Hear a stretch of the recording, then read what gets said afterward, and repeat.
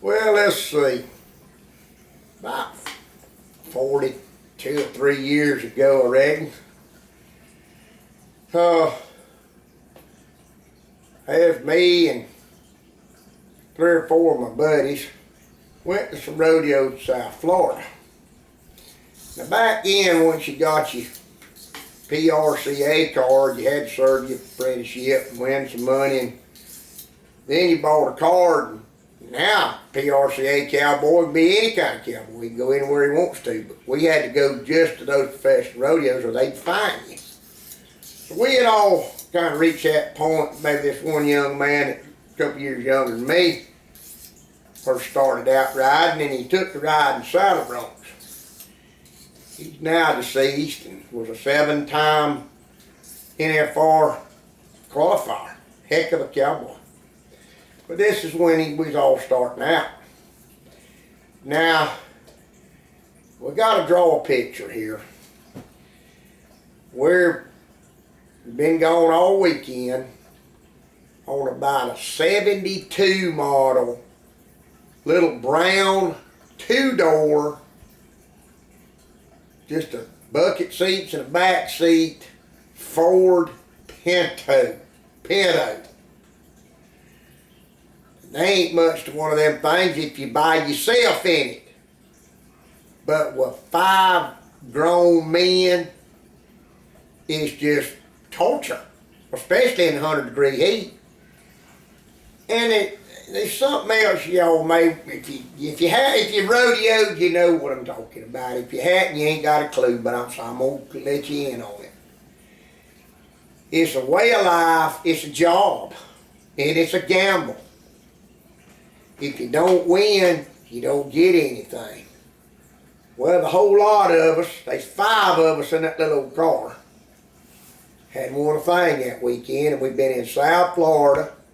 So Sunday night, when all this happened, had left from down there, rodeoed all weekend, and it was 100 degrees, and it got dark, and it was still probably in the 90s. And we're heading towards Tallahassee. This is pre-I-10, no interstate.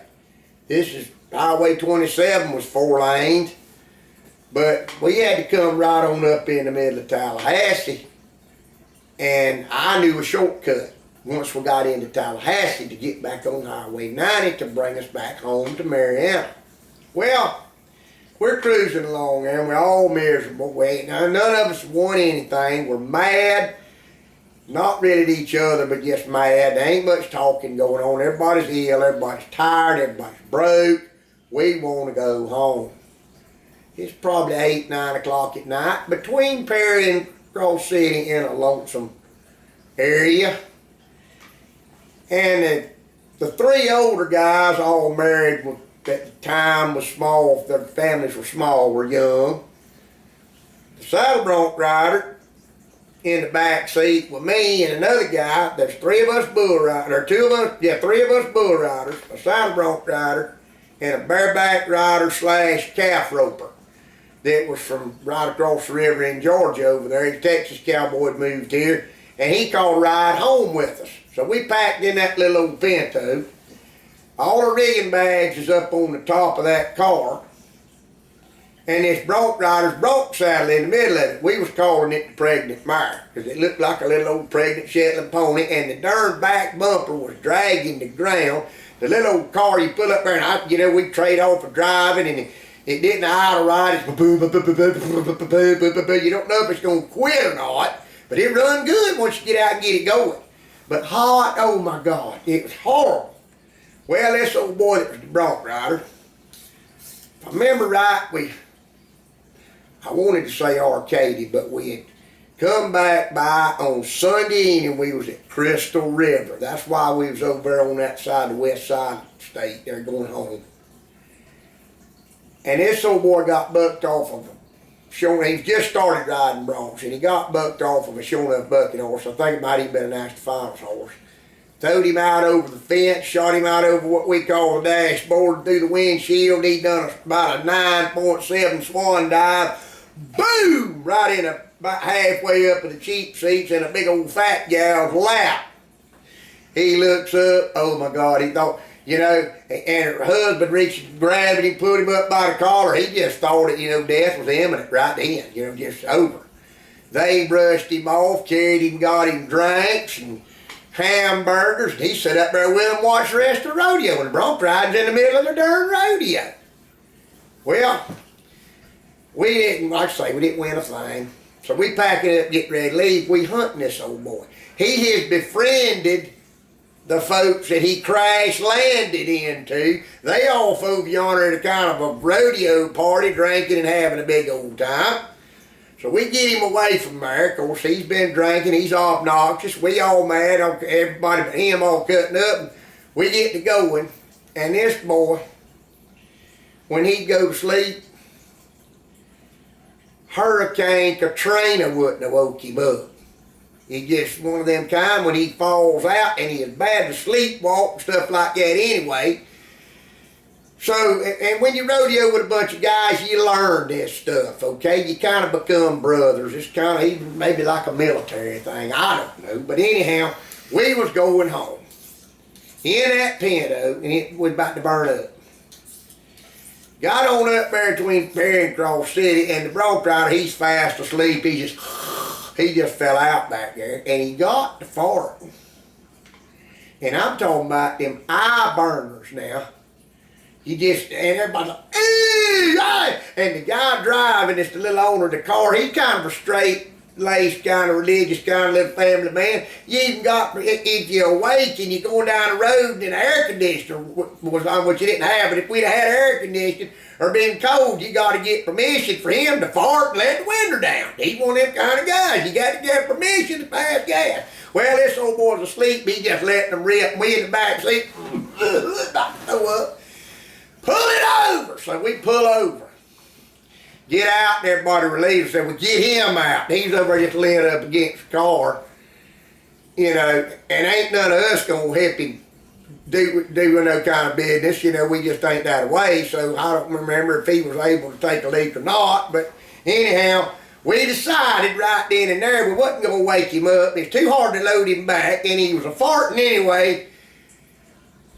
The calf roper had the idea, well, we just make him think he's on the old western cattle drive out here around the campfire, and he can just lay his head in the seat of that bronc saddle on top of that car and sleep up there. So we got in the calf roper's rope can and got us a pigging string or two and got a calf rope, and we lashed him down up there. He's out there spread eagle out there with his head laid back on the bronc saddle, and we get his back feet dangling over the back windows, one of them little hatchback kind of thing. And we going up 27, going to Tallahassee. And the ride was a lot better.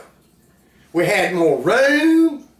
We was kind of carrying on and, you know, looking back and checking on him every once in a while. He'd hit a bump and those spurs, boom, boom, boom, on the back glass, about to bust the window out. Well, we get on up there to Tallahassee. Well, I know a shortcut, okay? Yeah, I'll tell y'all, turn him. So we did.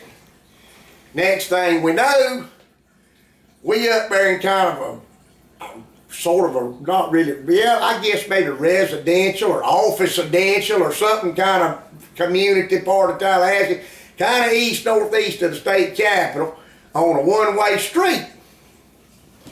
But we come by like a windshield wiper out on the side, whoop, and I swear the arrow was pointing yonder way. We was going the wrong way down a one-way street. It's 9 or 10 o'clock on a hot summer Sunday night. Wasn't no traffic or nothing. We know we headed west anyway. We got to get on number 9 and get the heck out to get home. About that time, and I don't think they had blue lights back then. It was just them red lights went spinning. Woo, woo, woo. Long stops, there's 2 of them.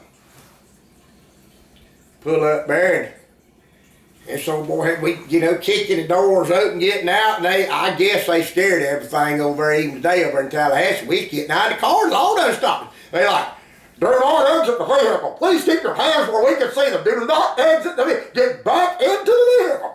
So We in the vehicle. And they had the law, they come there, they shine their light on you like this. They hold it up there, they in there looking in there, we looking back, you know. Hey, you know.